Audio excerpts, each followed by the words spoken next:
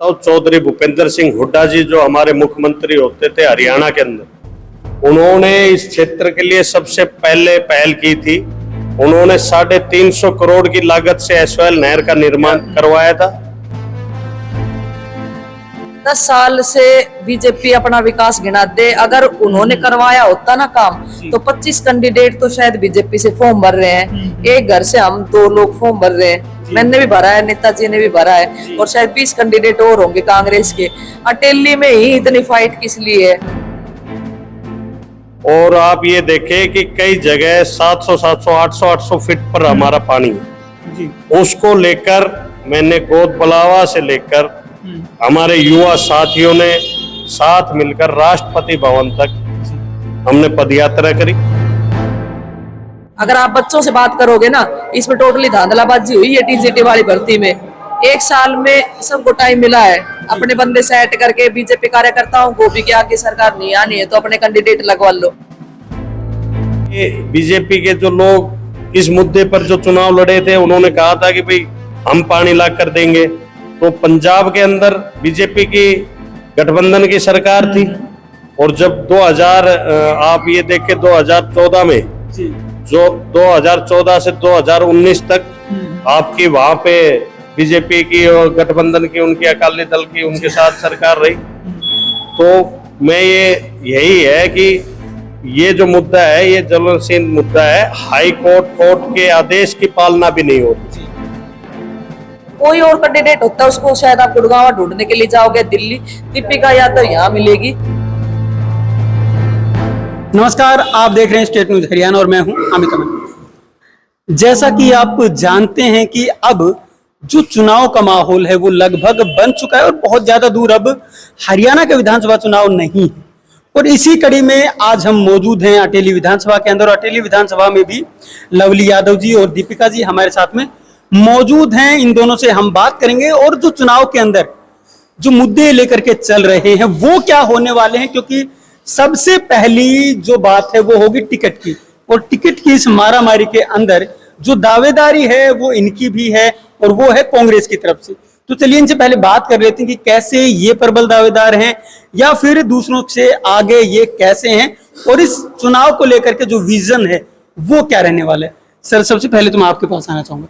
सबसे पहले आपका स्वागत है स्टेट न्यूज हरियाणा। सबसे पहले आपके स्टेट न्यूज हरियाणा के दर्शकों का जी, आपके पूरी टीम का मैं अटेली पहुंचने पर पूरे स्वागत करता हूँ, अभिनंदन करता हूँ, आपका धन्यवाद करता हूँ। बिल्कुल सर, मुझे एक सबसे पहला सवाल, क्योंकि जनता यही जानना चाहती है, सबसे बड़ी बात तो ये होती कि अगर कोई भी दावेदार आता है तो दावेदार अपनी जो दावेदारी ठोकता है तो कोई ना कोई बेस जरूर होता है उसका। तो आप किस लिहाज से या किस बेस को लेकर के चल रहे हैं कि हाँ भी मैं प्रबल दावेदारों में शामिल हूँ? मैंने अटेली से अपने छात्र जीवन में छात्र राजनीति शुरुआत की थी 2006 से। 18 साल मैंने लगातार कांग्रेस पार्टी के लिए काम किया। मैं आपके NSUI जो national student union of India है उसमें वाइस प्रेसिडेंट रहा मैं 2006 से लगातार 2009 तक।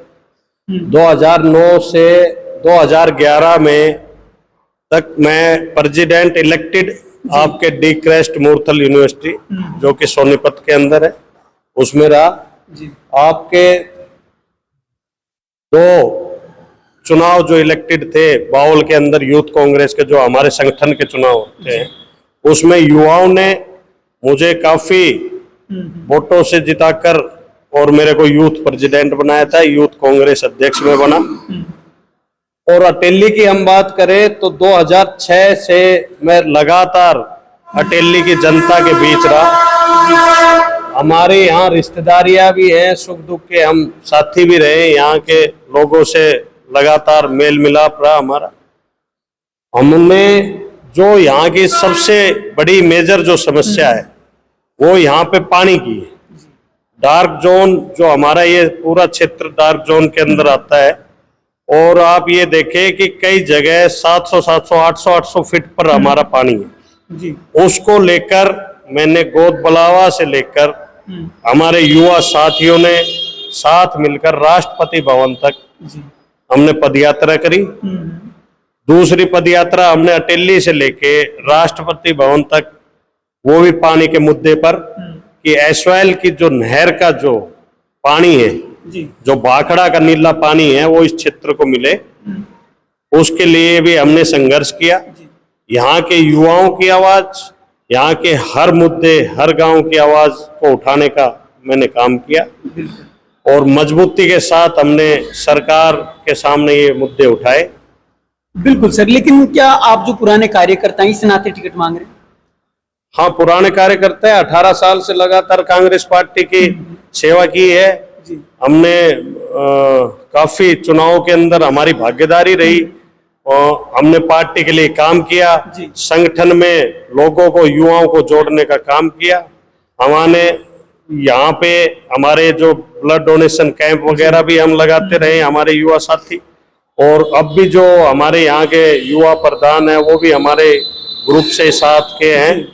और भी जो विभिन्न जो मुद्दे थे वो भी हमने उठा। बिल्कुल, आपने अभी एसवाईएल का जिक्र किया कि डार्क जोन हरियाणा का, जो दक्षिण हरियाणा हिस्सा है वो डार्क जोन में आता है, लेकिन क्या आप नहीं मानते कि जो ये सिर्फ एक राजनीतिक मुद्दा बन के रह गया? क्योंकि सरकारें जो दिल्ली में रही हैं वो सरकारें यहाँ भी रही हैं, या फिर जो सरकार दिल्ली में रही उसकी गठबंधन की सरकार हरियाणा या पंजाब में रही है, लेकिन मुद्दे कभी सुलझ नहीं पाए।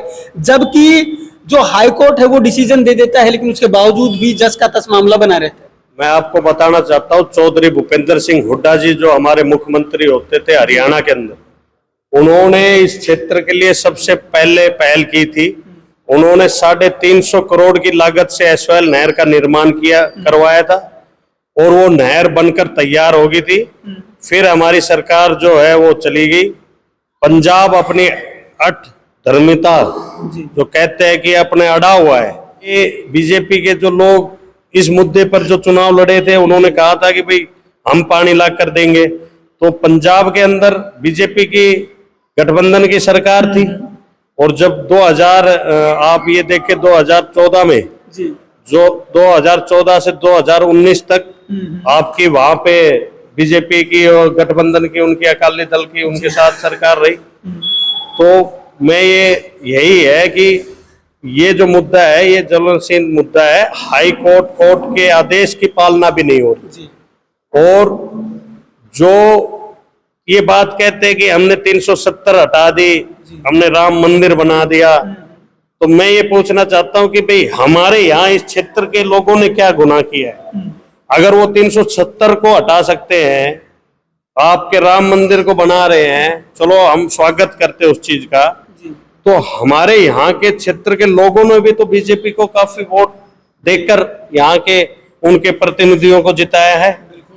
तो वो भी अगर वो चाहते, अगर इंटरेस्ट लेती सेंट्रल गवर्नमेंट, केंद्र सरकार अगर इंटरेस्ट, तो अगर वो चाहती है तो पानी हमारा क्यों नहीं आ सकता? मतलब आप ये कहना चाहते हैं कि जो पूरी दिक्कत है वो केंद्र की तरफ से है, जो कि जो सुप्रीम कोर्ट का या हाई कोर्ट का जो निर्णय है वो लागू नहीं करवा पा रहे। अगर केंद्र आदेश दे जी, और हाई कोर्ट का तो हमारे पास सुप्रीम कोर्ट का तो आदेश है ही जी। अगर केंद्र इस पे सीरियस होके अगर काम करे तो चाहे वहां पंजाब में किसी की भी सरकार हो, पंजाब में चाहे कोई भी हो, जब राष्ट्रपति का जब आदेश होगा तो उसको पारित करने में क्या टाइम लगेगा?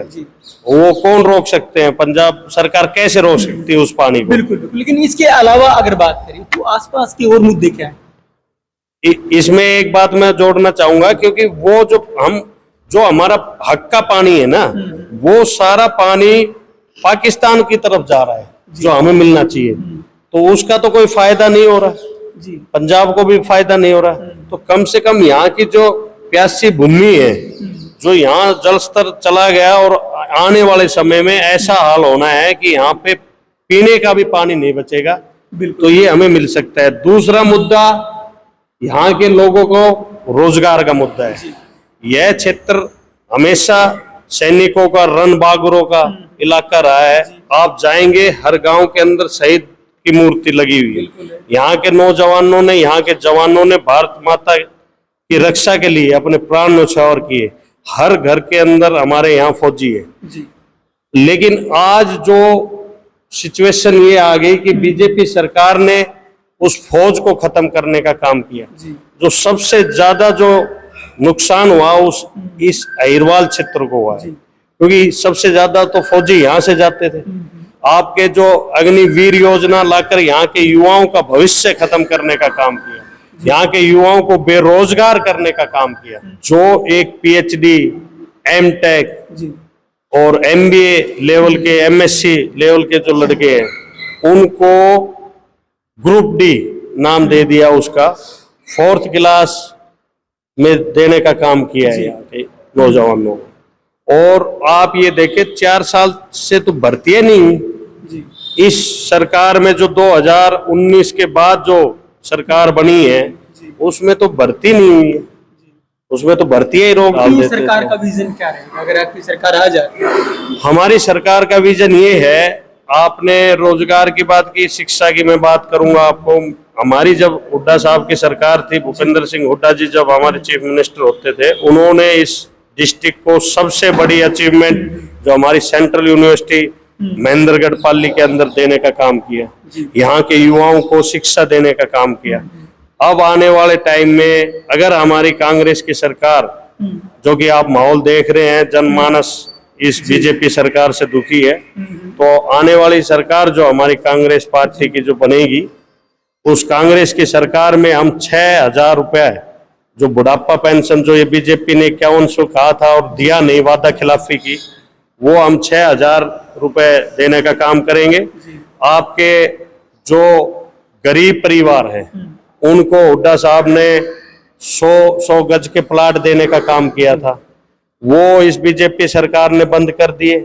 वो दोबारा से लागू कर 100 गज के प्लाट जो गरीब परिवार है उनको मिलेंगे, प्लस उसके साथ साथ 3.5 लाख रुपए जो है वो हम उनको मकान बनाने के लिए देंगे। और 500 रुपए का जो गैस सिलेंडर जो आज इस बीजेपी सरकार ने में 1300 का, जो ये कहते थे सिलेंडर उठा के चलते थे कि भाई 400 का सिलेंडर हो गया, महंगाई की मार।